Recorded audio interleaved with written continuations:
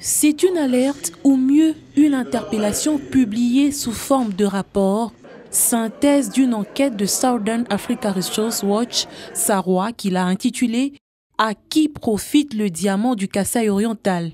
Face au paradoxe qui se dégage entre les vécus au quotidien de la population et sa ressource au sous-sol, cette question vaut tout son pesant d'or. SARWA, qui a dressé un état des lieux sur la production du diamant dans cette province, relève des difficultés liées à plusieurs causes. L'économie de ce rapport a été présentée au cours d'une rencontre à laquelle cette plateforme de la société civile a associé d'autres acteurs importants, dont le responsable de la MIBA. Face au tableau actuel, il faut à tout prix initier des réformes pour changer la donne. Les diamants du Kasaï ne profitent ni à l'État, ni à la MIBA, ni à la population. Mais vous avez senti quelques discussions, on dit non. Si effectivement il y a des taxes qui sont payées, d'une manière ou d'une autre, l'État profite un tout petit peu.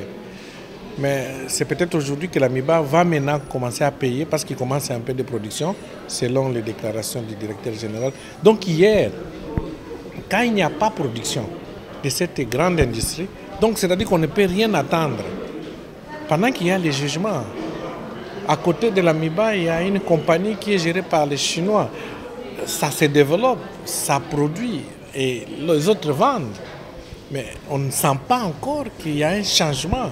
L'État congolais a sa part de responsabilité, d'où quelques recommandations claires lui concernant ont été reprises dans ce rapport. Donc on demande au gouvernement de prendre conscience, de regarder ce secteur qui est très important, de prendre les modèles des autres pays. L'Angola, la Namibie, le Botswana développent même l'Afrique du Sud développe leur secteur et ça pousse l'économie. La MIBA a soutenu l'économie de ces pays après la guerre de libération. Mais pourquoi ne pas faire la même chose? Pourquoi ne pas relancer pour que ça continue à soutenir l'économie du pays? Ces réformes sont attendues pour faire profiter de la République démocratique du Congo, considérée à ce jour comme deuxième réserve mondiale de diamants après la Russie, avec une qualité supérieure de diamants industriels.